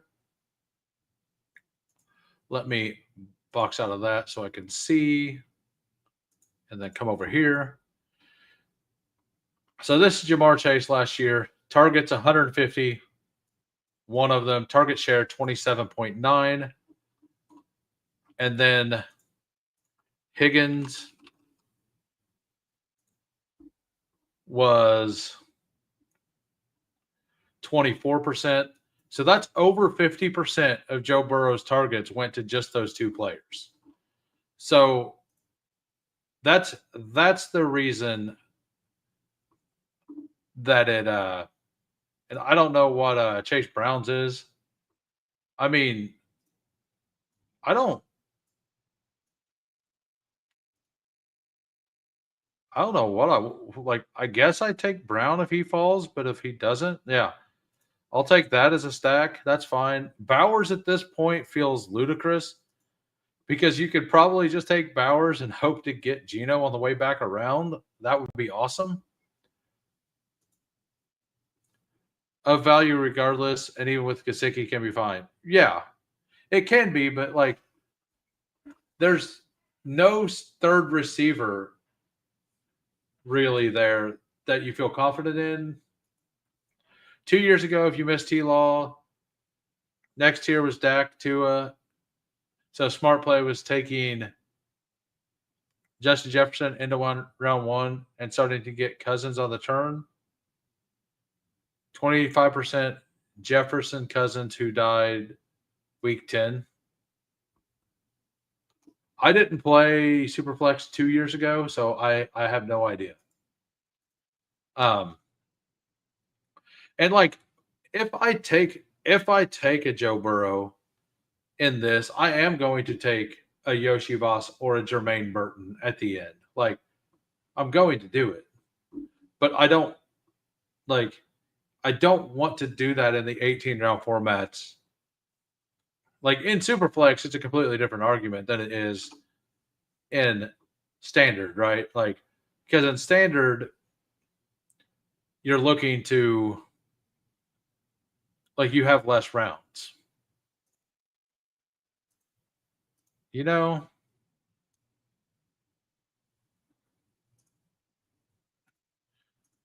I'm just going to do something a little different here. We're going to go. I was kind of hoping that Stafford made it back to me right here. Oh, he did. I had the Chase Brown stack, so I wasn't going to give up the Chase Brown stack. So I was hoping Stafford made it back. Hey, what's up, Steph? I'm enjoying the draft, by the way. Question on it, if you could. Is there a way so the history on it for the auction of the players that have been drafted, like it doesn't show all of them. Is there a way to show what every player went for or not? You could message me on Discord or something as well with an answer if you want. Why does everybody keep pushing CMC up the board? Because it's a what do you win when you win, and the what you win when you win thing, it's very high. I don't buy it. I like everybody's saying that he projects as the 101, or could. I'm not there. I don't think I will be able to get there this year. I think what makes Burrow's situation is his price. The same pass volume can be made for Stafford, but he's cheap.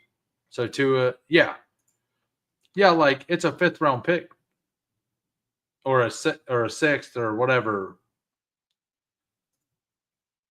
Gesicki is fine if one of the wide receivers go down, right? And if one of those wide receivers goes down, like it could be like Jermaine Burton could be a sleeper, and so could Yoshi had what 6 touchdowns last year? It was 6 or 7.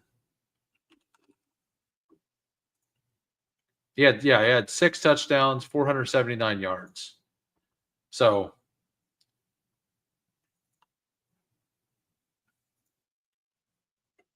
all right.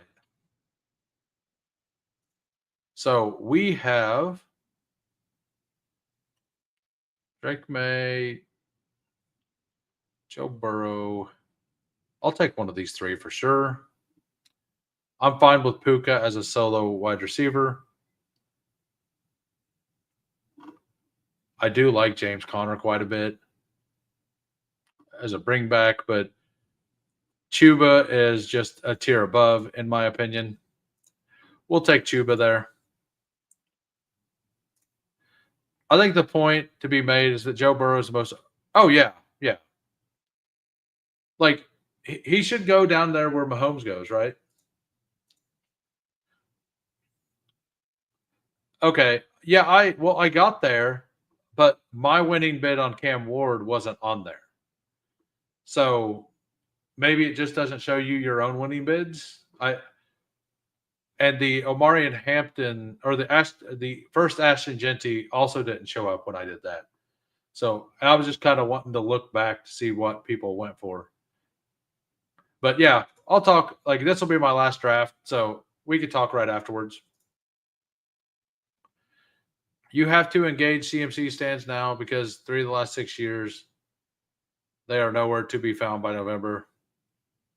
Right? Yeah, and CMC is either going to end up being hurt and go down the board, or he's going to end up being a much earlier pick. We'll take Daniel Jones there. So right now we have Joe Burrow, Drake May, Daniel Jones, Chase Brown, James Cook, Chuba, and Puka Nakua.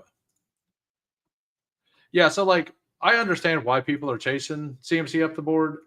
It's because if we keep getting good health news, he's probably just going to end up going before Saquon by the end of summer.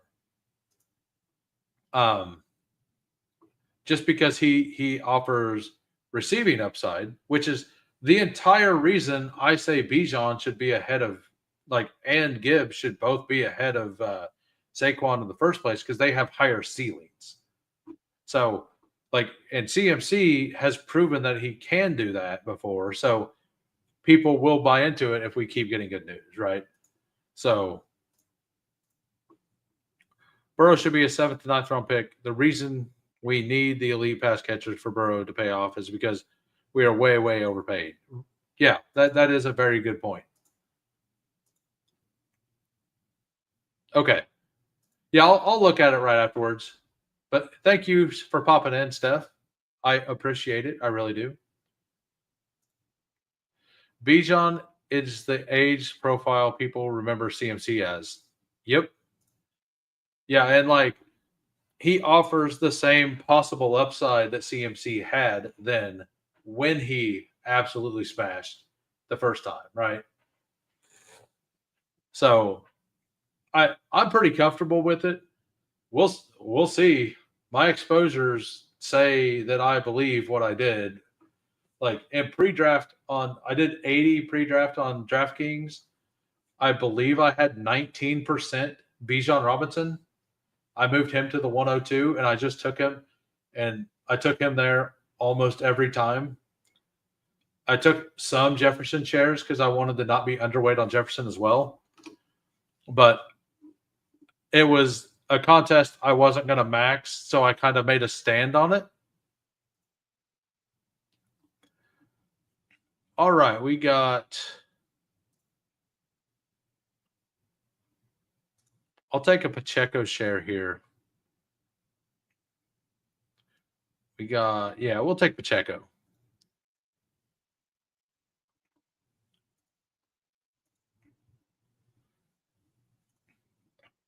I don't play any of the total point contests. Is Burrow is much cheaper in those? He is not. The only reason I pay the Burrow price is a 40-point spike, which means far less total points. The spikes matter just as much, maybe even they matter just as much in the total points contest, by the way, because it's like points over replacement that matters a ton in those. So, if you're replacing 40 points with 12 twice, that's more important than replacing 27 over 12 4 times, right? Because you could still get another player in that does something like that. So those spikes do matter just as much.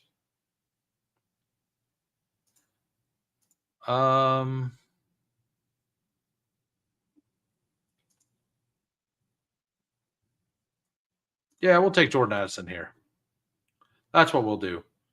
We got Joe Burrow, Drake May, Daniel Jones, Chase Brown, James Cook, Chuba, Isaiah Pacheco, Puka Nakua, and Jordan Addison. There we go. Refreshed it. Have that going. I'm struggling here if anybody cares. I haven't looked. Let's look and see what Fantasy Dog is struggling with. Baker, Kyler, same start he did last time. Jonathan Taylor, Trey McBride. He got the Trey McBride. He pulled him up. Marvin Harrison. So you got your double stack. Alvin Kamara, Tyler Shuck, Chris Godwin. I mean, I think that looks like a really solid team. You got Godwin stacked. You got a double stack there with Kyler Murray. You got Jonathan Taylor, Kamara with Shuck. Like that's a stack there. Mason. I think that's a very solid team you're building, sir. Like I don't know why you're struggling. Yeah, like it doesn't it might not feel like it is, but like yeah, like I think that team looks really good, man. Like I don't know. Are you what's your struggle? You struggling like alcohol addiction? Is it not like because this team is fire? Like it's definitely not. It shouldn't be worries about this team. Burrow's finished third and fourth in fantasy points per game in his last two healthy seasons, and was 10th in 2021. Is yeah, and like last year he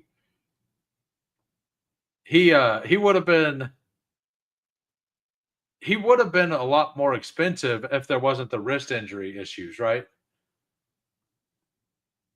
And I will admit, last year the wrist injury stuff with Joe Burrow, like I felt it probably was a nothing burger, but at the same time I had Jamar Chase and Justin Jefferson like neck and neck, so I let that move Jefferson in front, and that ended up being the wrong decision for sure. But like I don't regret making that decision because if I have a player neck and neck and it's a wide receiver and one of those wide receivers quarterback has a potential to being hurt, like I'm probably going to lean the one who has the healthy quarterback.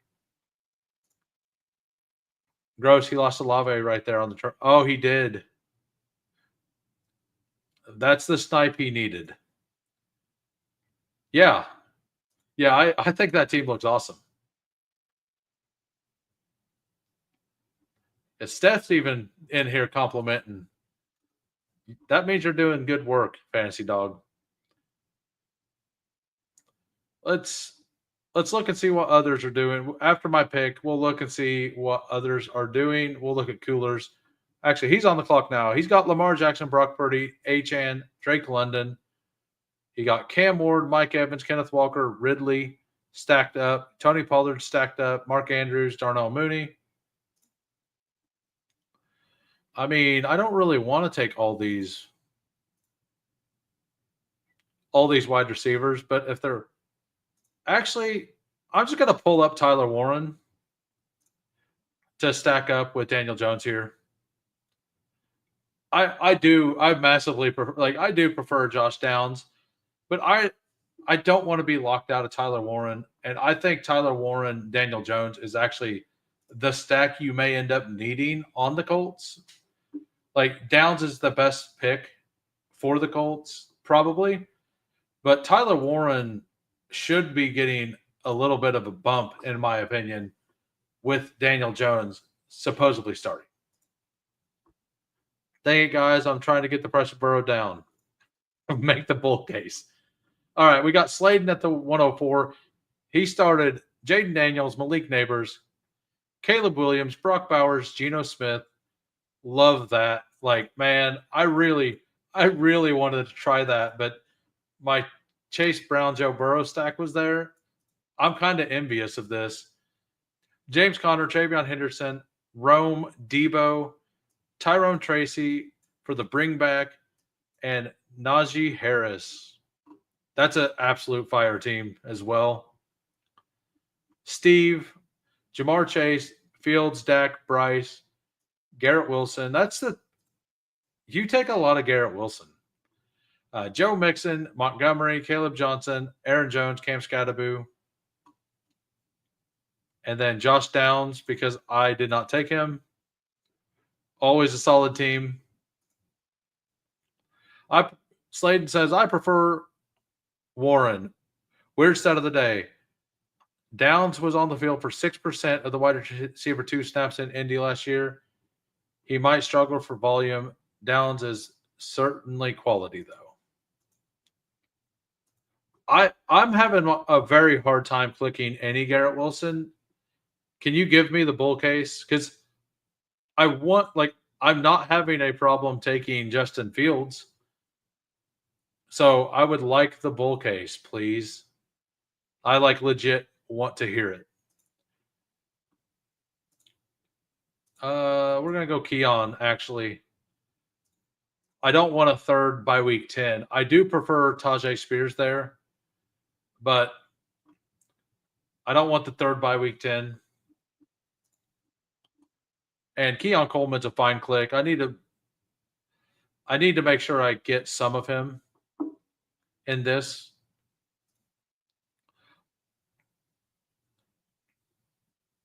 Okay. Yeah, you've got the Fields Wilson stack both times. But so you only do it with Fields, I assume. I have in normal style best ball, I have a very hard time clicking him at all. I really do. Garrett Wilson, pure unadulterated targets with his college quarterback, zero competition, no Hackett. I mean, I've heard that case. They are a run first team, but they do play action. I do like him more than some of the other players I think is overrated in that area.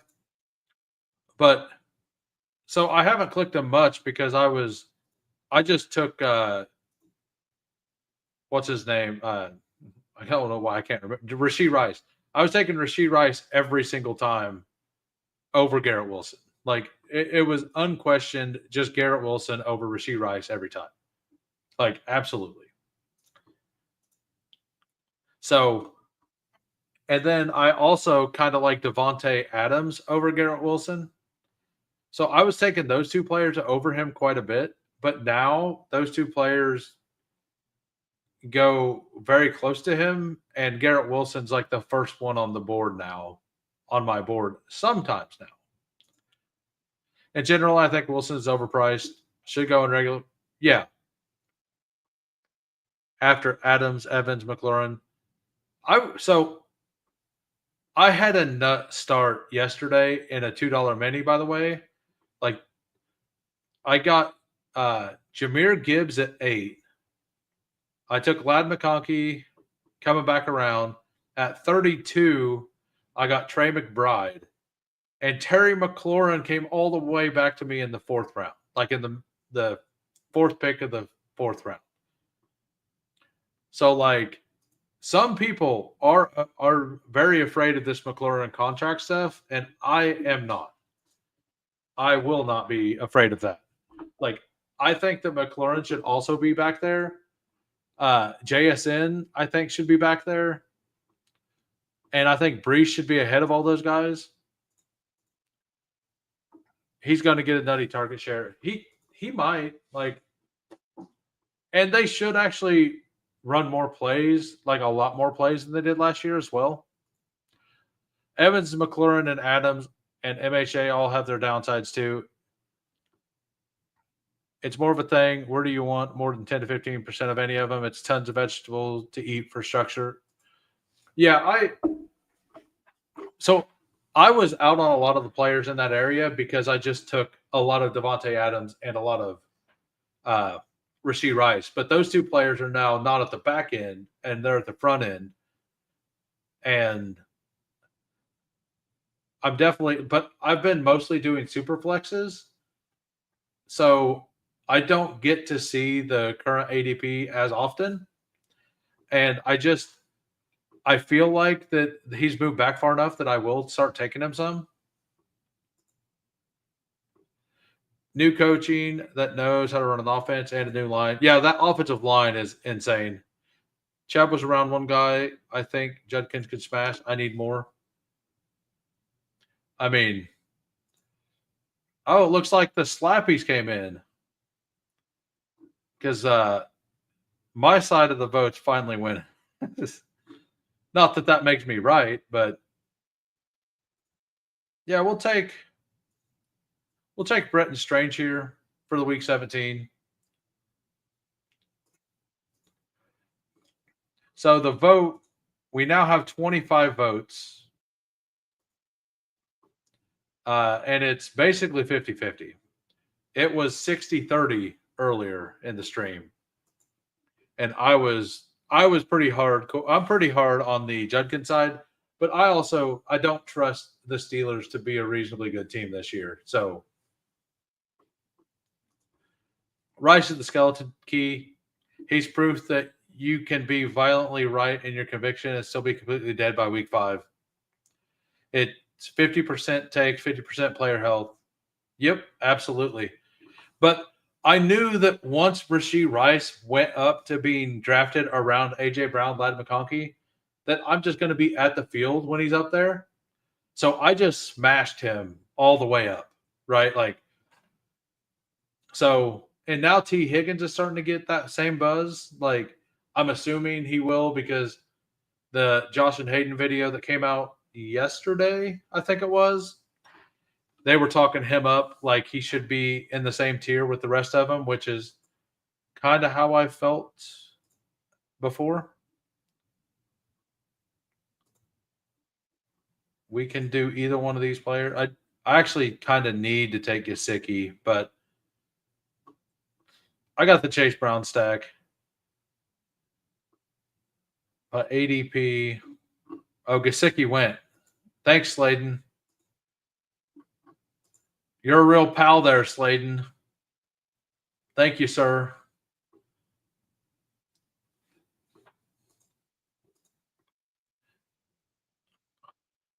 Yeah, I mean, I don't I'm fine with nah, it's all good. It's all, I mean, a player takes a player take. It's all fine. But we had to, Al Boogie and I had to convince you that Rashee Rice was a good pick as he was going up the board. So it makes sense that you would like the player that was already up the board more. So I understand that. I get it, but where in the past has this team scored points and how are they in 2025?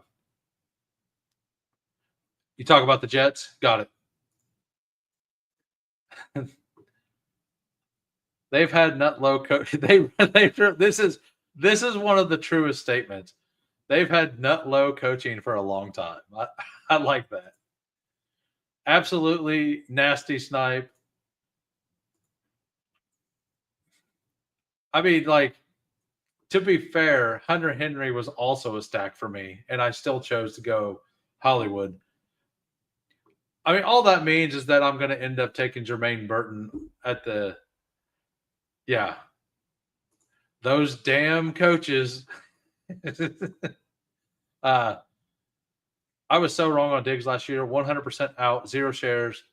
Yeah, I was Tank Dell over Diggs last year, and it looked awful going into week 5 because not only was Dell not performing and never performed, but Diggs also was performing, and that injury, yeah, it was. I do think with the Jets, their passing TDs are likely to take a big step back. Now I realize there's no Adams, but can Wilson just dominate TD share by a massive amount? Have you thought about Malachi Corley though? Maybe year 2, Malachi Corley, he can actually carry the ball into the end zone. Have you thought about that? Well, I'll go ahead and take the Hunter Henry as the 4th tight end. We'll go over the team real quick. Right now, it's a 3-5-5-3. Joe Burrow, Drake May, Daniel Jones. Running backs, Chase Brown, James Cook, Chuba Hubbard, Isaiah Pacheco, Trey Benson. Wide receiver, Puka Nakua, Jordan Addison, Steph Diggs, Keon Coleman, Hollywood Brown. Tight ends, Tyler Warren, Bretton Strange, Hunter Henry. Nut low coaching, and Jets are gonna Jets. Jets gonna Jets. There we go. Everyone type it in the chat. Jets gonna Jet.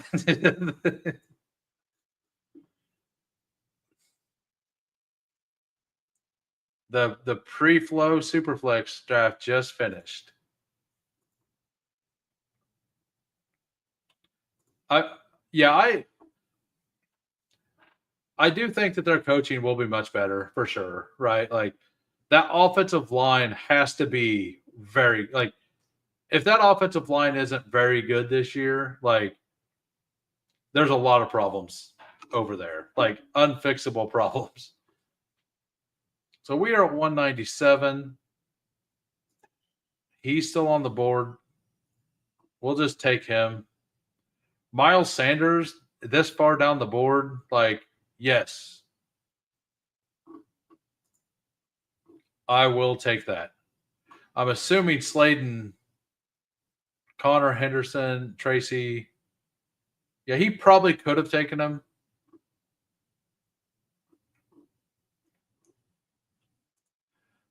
Yep. Jets finish higher than Pats in the division. I mean, the Pats aren't great, right? The question is, which team finishes last? I think my vote for last place in that division. All right, we're going to close out this poll. We're going to put a new one up for the last two rounds. I'll just call it 50-50, 25 votes, 52-42. That means that it's essentially 50-50. So new poll, last in AFC West or AFC East. And my vote is actually Dolphins. So we're putting them first. And then we'll see if there's any Bills haters out here. We'll go like I shouldn't add the Bills to this, but we'll see if anybody just hates the Bills.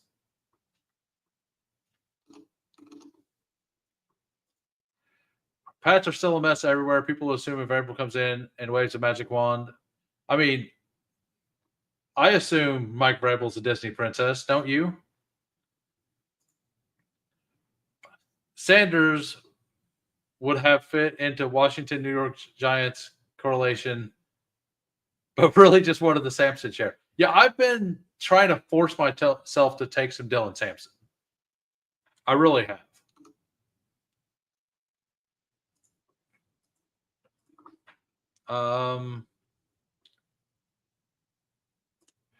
Yeah, I don't love it.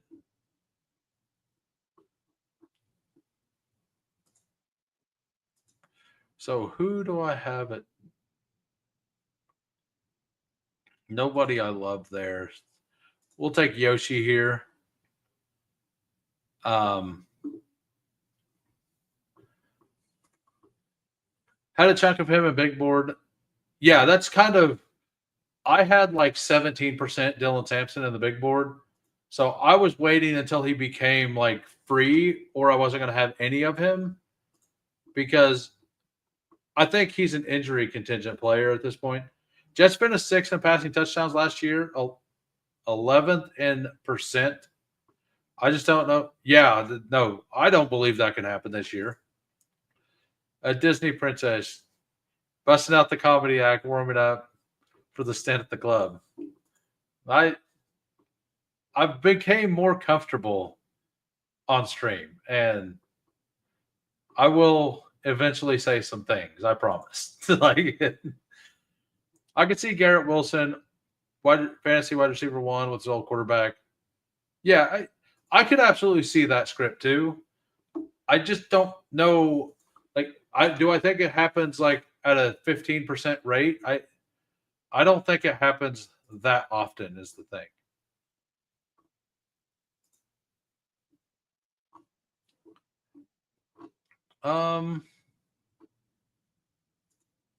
We'll take him. So we got Puka, Addison, Diggs, Coleman, Brown, and Yoshi Boss. I feel fine with that group of wide receivers. So I'll probably add a random quarterback at the end of this draft. I don't really have anybody to stack with, though.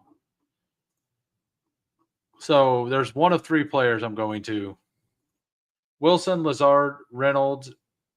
Yeah, I've taken Lazard a few times, and I'm not saying I'm not going to tell anybody else to do it, but I have definitely done it once or twice when I took Justin Fields naked and my team felt fairly good. I'm just higher on Jets than most. Yeah. I think he could ball out and Garrett Wilson still not get there, is the thing. Like, I think it could happen to where he also gets there.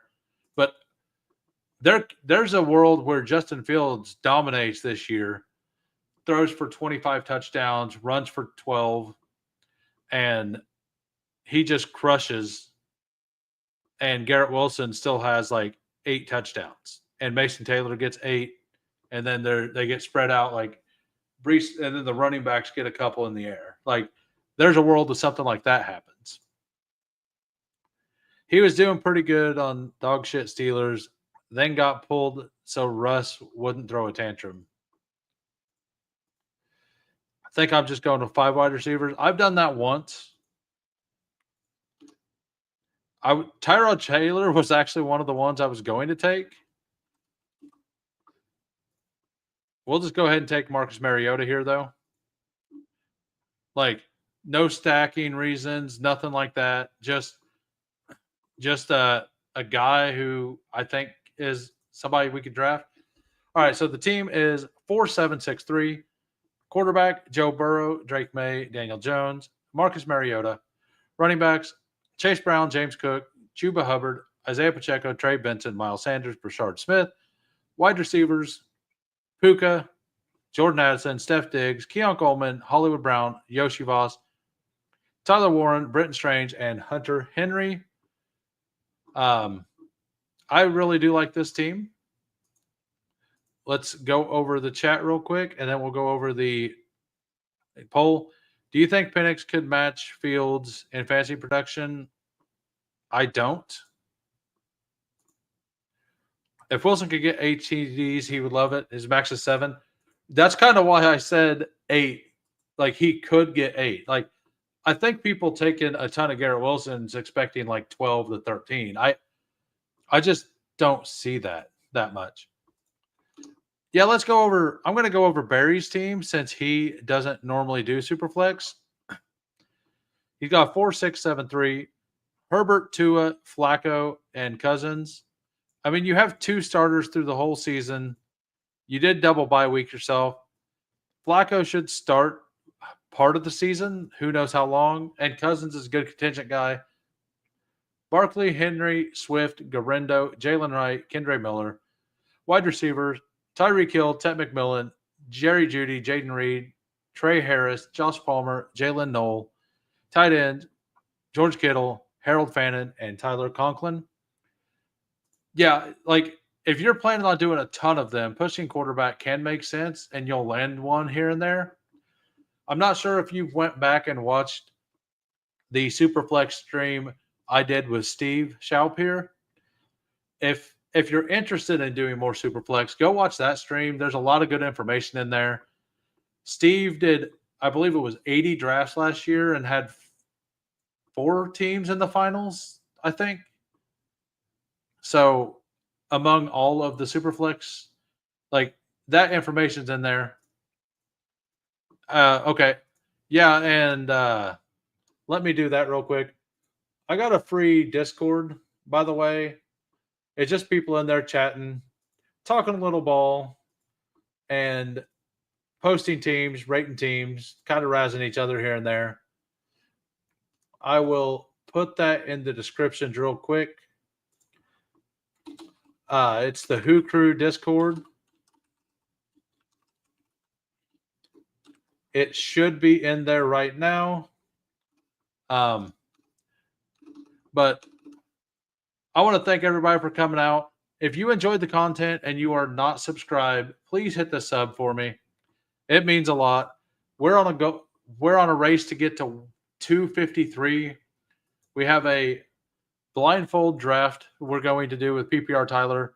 And speaking of PPR Tyler, he is currently live right now. I'm sure most of you know him. We will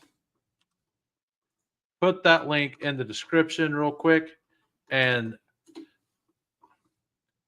there it is. Everybody go in. If you want to raid, do hashtag WhoHang or hashtag WhoCrew if you wish. I'll see everybody tomorrow. Peace.